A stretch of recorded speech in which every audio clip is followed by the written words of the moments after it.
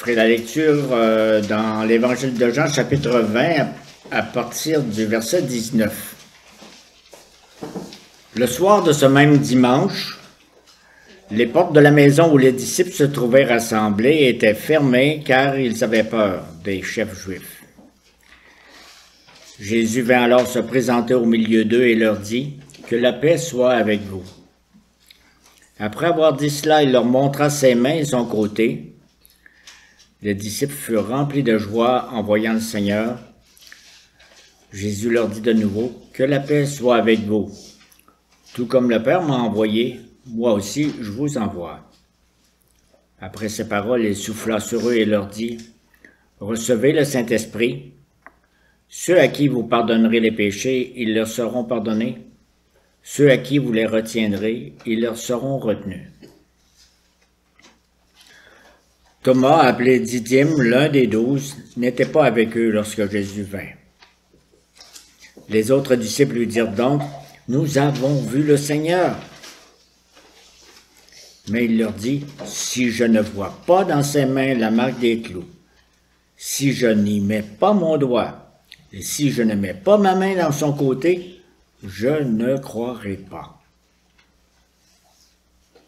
8 jours après, les disciples de Jésus étaient de nouveau dans la maison et Thomas se trouvait avec eux. Jésus vint alors que les portes étaient fermées, il se tint au milieu d'eux et dit « Que la paix soit avec vous. » Puis il dit à Thomas « Avance ton doigt ici et regarde mes mains. Avance aussi ta main et mets-la dans mon côté. Ne sois pas incrédule, mais crois. » Thomas lui répondit, « Mon Seigneur et mon Dieu. » Jésus lui dit, « Parce que tu m'as vu, tu as cru. Heureux ceux qui n'ont pas vu et qui ont cru. » Jésus a accompli encore en présence de ses disciples beaucoup d'autres signes qui ne sont pas décrits dans ce livre. Mais ceux-ci ont été décrits afin que vous croyiez que Jésus est le Messie, le Fils de Dieu, et qu'en croyant, vous ayez la vie en son nom.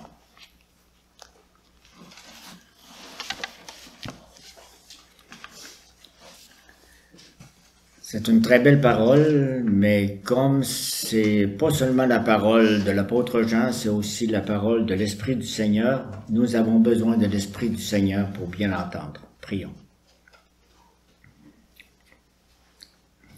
Seigneur, nous voulons te remercier pour ton Esprit Saint qui est rentré dans l'esprit de l'apôtre Jean et qui a fait écrire ce que nous venons de lire. Et Seigneur, nous voulons avoir la même personne, la même inspiration, le même esprit pour bien l'entendre et bien l'accueillir au fond de nos cœurs. Que cette parole qui a changé Thomas, qui a changé Jean, vienne nous changer. En Jésus, ton Fils. Amen.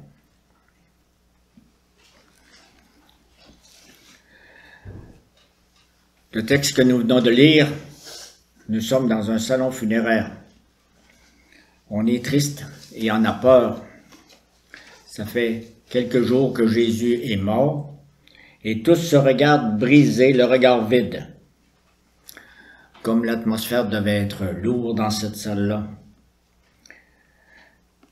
Comme j'ai dit, ça fait juste quelques jours que Jésus est mort et ses disciples sont rassemblés vraiment coude à coude.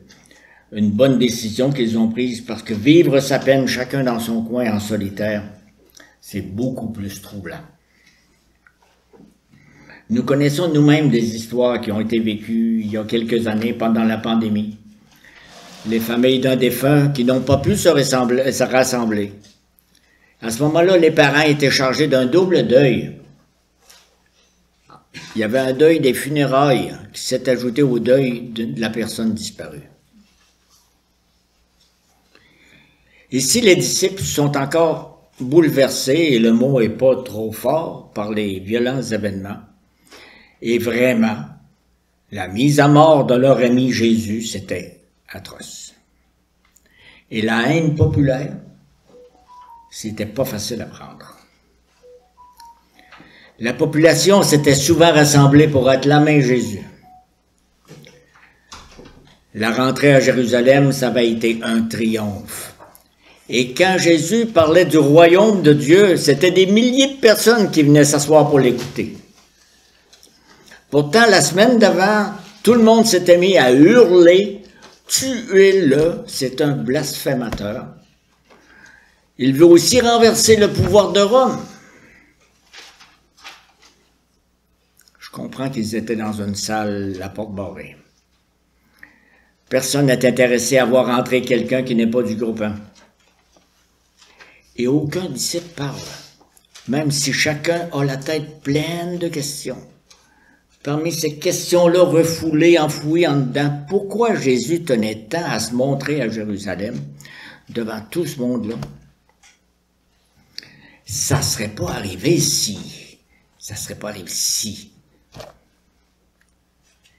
C'est drôle, la dernière fois qu'on a mangé ensemble autour de la grande table pour la Pâque, c'était plutôt bizarre. Hein? Tout d'un coup, sans aucune annonce, Jésus est là au milieu d'eux. Jolie surprise, et c'est bien lui, par sa voix, nous le reconnaissons. Mais qu'est-ce qui est arrivé? Mais pourquoi revient-il nous voir? Toutes ces questions et bien d'autres, elles ne sortent pas des bouches.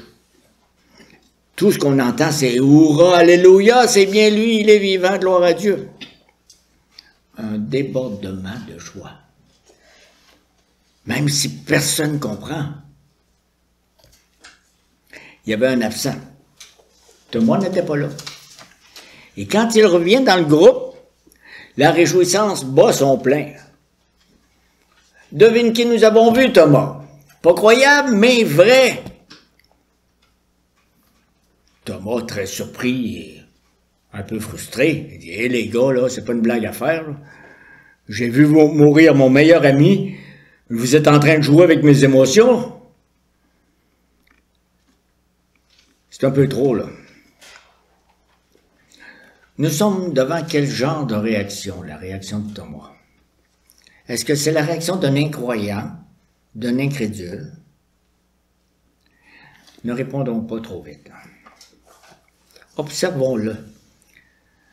Dans le fond, Thomas se dit, un homme qui est mort, puis qui, 2 jours après, marche au milieu de ses amis, j'ai jamais vu ça.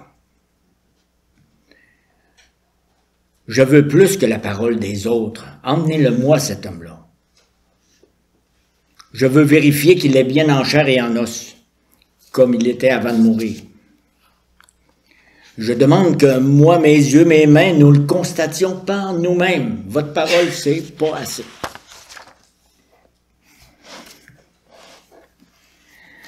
Jésus connaît bien Thomas. Tout comme il connaît personnellement ton intimité, toi, moi. Il connaît la relation que tu entretiens avec lui. Et il entend tout ce que tu ne dis pas. Il sent ton cœur, il sent le fond de ton cœur. Donc, quand Jésus se présente le dimanche suivant, il vient voir en premier lieu Thomas. C'est comme ça à chaque dimanche. Jésus vient d'abord parler à celui qui a un petit quelque chose dans le cœur, à celle qui entretient une attente pour lui. Jésus vient saluer bien sûr tous les disciples, comme ici Jésus vient parler à toute son Église. Mais plus précisément, il y a un mot bien personnel pour toi qui l'attends. Il a un mot personnel, bien personnel pour toi qui est en manque de son attention. Donc Jésus arrive dans la salle et s'approche délicatement, mais directement de Thomas. L'autre dimanche, quand tu as réagi pas mal fort devant tes amis, je t'ai vu, je t'ai entendu, j'étais dans la salle. Maintenant, avance ton doigt, mets ta main ici, mon ami. Thomas n'a pas touché Jésus. Thomas n'a pas levé la main. Thomas est tombé à genoux. Une faiblesse. Il est tombé en adoration. Écoutons ce qu'il dit. Mon Seigneur et mon Dieu. Est-ce que Thomas a reconnu son ami Jésus? Est-ce qu'il a dit comme c'est bon de te revoir, rappelle-toi du repas qu'on a pris ensemble? Thomas n'a pas retrouvé un ami qu'il avait perdu. Thomas a fait la rencontre de son Seigneur. Et ceci, ce n'était pas l'œuvre de ses yeux ni de ses mains. Thomas était frappé au cœur par son Dieu. Thomas n'a pas touché, il a été touché. Touché par l'Esprit de Dieu. Mon Seigneur et mon Dieu.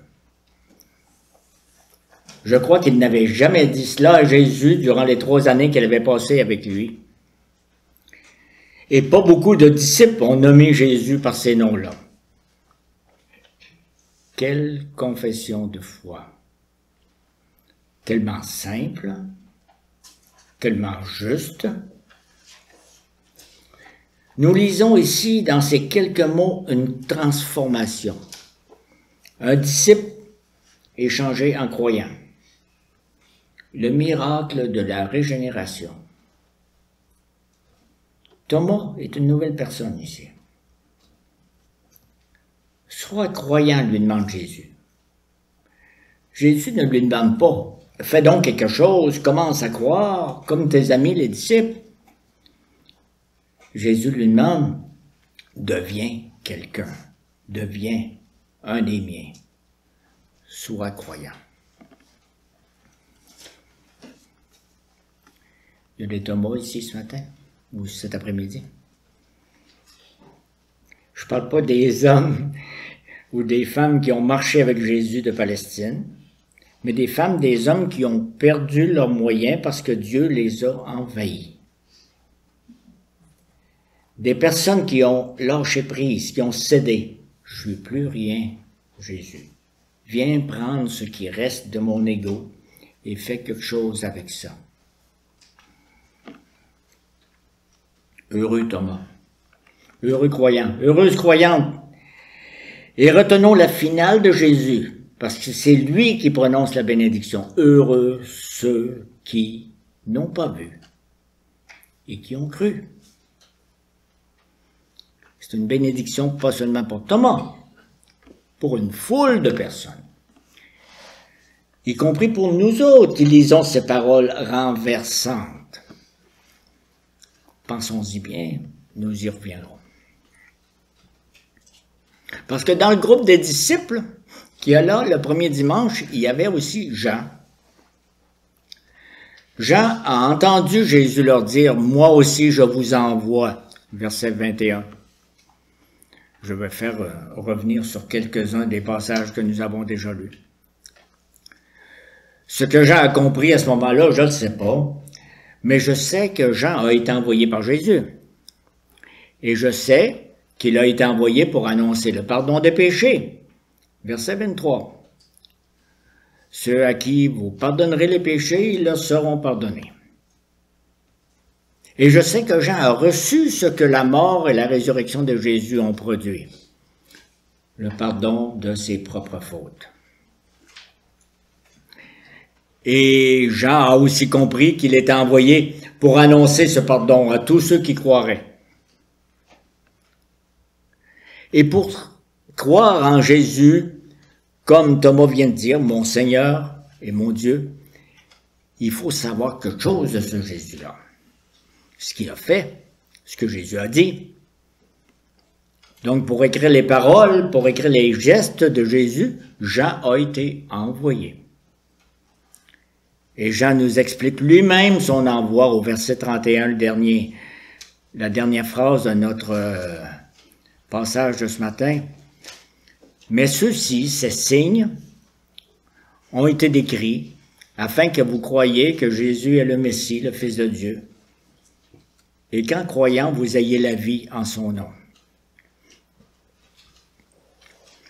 Jean n'est pas tombé à genoux comme Thomas.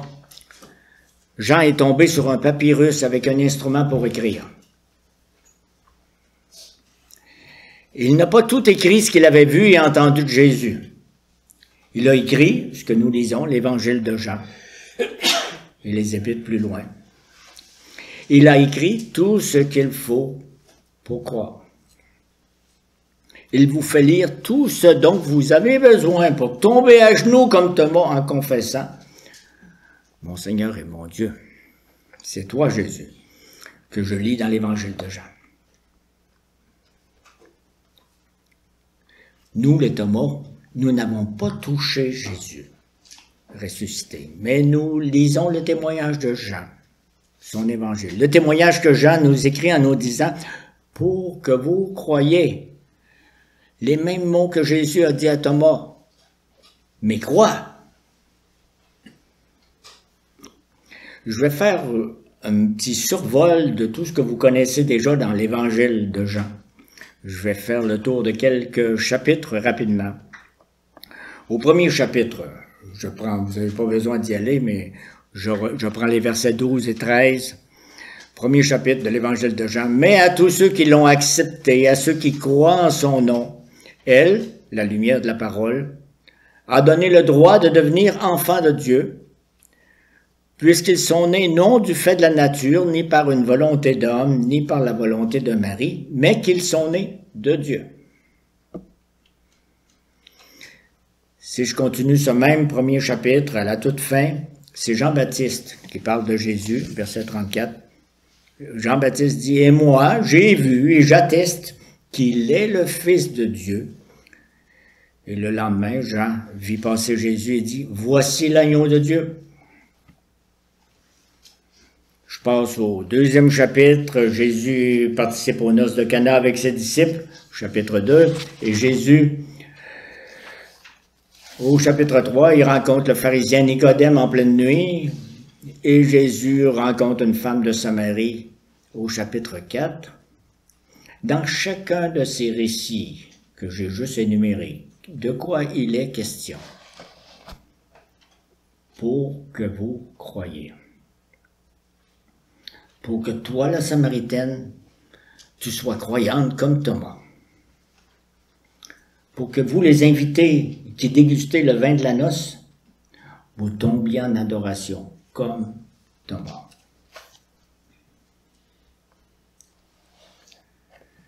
Je commence cette section sur nous. En fait, j'en ai déjà beaucoup parlé, mais je tiens à insister sur un point. Plutôt souligner un travers que j'ai souvent entendu qu'il nous faut éviter. Parce que Jean prend le temps de préciser le contenu et le pourquoi de ses écrits à la toute fin.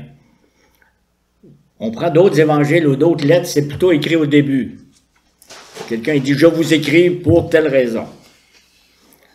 Jean, il l'écrit à la toute fin. Jésus a accompli encore en présence de ses disciples beaucoup d'autres signes qui ne sont pas décrits dans ce livre. Qu'est-ce qu'on fait à la suite de ça? Donc, recherchons pas tous les hauts faits de Jésus dans l'évangile de Jean. L'évangile de Jean n'est pas une biographie de Jésus. Et Jean n'a pas fait une liste des meilleurs coups de Jésus. Il a décidé d'arrêter d'écrire, même s'il pouvait écrire encore. Il a choisi d'en laisser pour d'autres écrivains. Que faut-il conclure? Une conclusion comme celle-là, c'est pas une vraie conclusion. Qu'il faut chercher d'autres écrits pour lire le reste. Mais quel reste? Qu'est-ce qui nous manque qu'on n'a pas dans les écrits de Jean? Parce que nous lisons dans ce témoignage de Jean tout ce qu'il nous faut pour croire. Et là, je vais faire un petit tour dans le chapitre 17 du même évangile, parce que c'est une très grande prière à la page 702. Vous pouvez y aller parce que j'y vais à plusieurs reprises. C'est une prière très spéciale parce que Jésus ne parle plus à ses disciples, il ne parle plus dans des rencontres comme à la femme de Samarie et à Nicodème, il parle à son Père. Sur tout un chapitre, mais il parle de nous. Nous lisons que Jésus a prié pour nous. Chapitre 17, verset 20. Je ne prie pas pour eux seulement, mes disciples, mais encore pour ceux qui croiront en moi à travers leurs paroles. Ceux qui vont lire l'évangile de Jean et qui vont croire en Jésus. Ah! C'est pas loin de nous autres. Et nous lisons dans ce même chapitre que la vie éternelle, elle nous est décrite, c'est un autre monde. Et que cet autre monde-là se manifeste dans notre existence actuelle. On le dit dans les versets 2 et 3. Tu lui as donné, tu, le Père, lui as donné à ton Fils pouvoir sur tout être humain, afin qu'il accorde la vie éternelle à tous ceux que tu lui as donnés. Or, la vie éternelle, c'est bon d'attendre ça, enfin un dictionnaire qui va le décrire, c'est qu'ils te connaissent, toi, le seul vrai Dieu, et celui que tu as envoyé, Jésus-Christ. Ah. Et nous lisons que la foi de Thomas, ça nous donne une relation vivante avec Jésus le Fils et avec son Père. Je continue au verset 8. En effet, dit Jésus, je leur ai donné les paroles que tu m'as données, et ils les ont acceptées, et ils ont vraiment reconnu que je suis sorti de toi, et ils ont cru que tu m'as envoyé. Je continue au verset 25. Père juste, le monde ne t'a pas connu, mais moi je t'ai connu, et ceux-ci ont reconnu que tu m'as envoyé. En avez-vous assez? Jean répond, oui, vous en avez assez. Assez pour croire que Jésus est Seigneur et Dieu. Assez pour comprendre que je suis invité à l'accueillir comme mon Dieu. Ma foi n'a pas besoin des dizaines et des centaines d'autres malades que Jésus aurait guéris. Et de savoir que Jésus a changé plus de contenants d'eau en vin dans des fêtes qui ne sont pas mentionnées, c'est pas utile pour ma foi. Notre Jésus, il n'est pas un joueur de tours qui a remporté le festival de la magie. Jésus n'est pas ressuscité pour monter sur le podium des Olympiques de la guérison.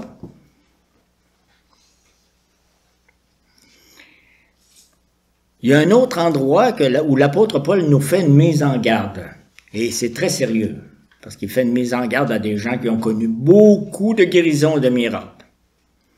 L'apôtre Paul nous fait cette mise en garde-là dans l'Épître aux Corinthiens, au chapitre 10. Là, je vais lire un paragraphe complet, là, c'est à page 749 si vous voulez le suivre, mais vous pouvez l'écouter seulement.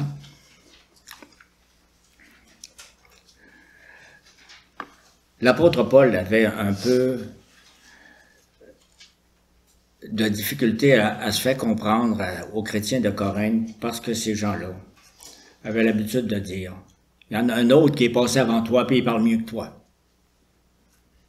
Fait qu'on préfère entendre et croire l'autre que toi. Et là, l'apôtre Paul dit « Frères et sœurs, je ne veux pas vous laisser ignorer que nos ancêtres ont tous été sous la nuée et qu'ils ont tous passé à travers la mer. Ils ont tous été baptisés en Moïse, dans la nuée et dans la mer. Ils ont tous mangé la même nourriture spirituelle et ils ont tous bu la même boisson spirituelle. En effet, ils buvaient à un rocher spirituel qui les accompagnait et ce rocher était Christ. Mais la plupart d'entre eux n'ont pas été approuvés par Dieu, puisqu'ils sont morts dans le désert. Or, ces faits sont arrivés pour nous servir d'exemple, afin que nous n'ayons pas de mauvais désirs, comme eux en ont eu. À quoi ça nous sert de recevoir tant du Seigneur, de recevoir plus si nous ne le recevons pas, lui, le Seigneur et le Maître? Ça veut dire, ne nous abaissons pas à insister devant Jésus. Si tu fais tel miracle pour moi, je vais croire vraiment en toi. Thomas, il n'a pas touché aux mains de Jésus. Arrêtons de demander à Jésus, fais-moi voir tel geste extraordinaire, ça va renforcer ma foi. Si nous continuons à prier de cette manière, nous ne croyons pas les paroles de Jean.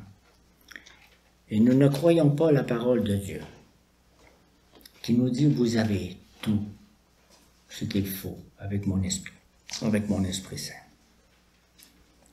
C'est pas que Dieu est un calculateur chiche qui dit, je vous donne juste ça, vous l'aurez pas. Il veut nous bénir et bien au-delà de notre riche imagination humaine. Je prends une autre parole de l'apôtre Paul qui dit en Éphésiens, à celui qui peut faire, par la puissance qui agit en nous, infiniment plus que tout ce que nous demandons ou pensons. À lui soit la gloire dans l'Église et en Jésus-Christ, pour toutes les générations, au siècle des siècles. Amen. Nous n'avons pas un petit Dieu calculateur, mais nous avons un Dieu qui est capable de faire un croyant avec un Thomas. Donc, nous allons lui chanter ce que nous avons dans le fond du cœur. À toi la gloire.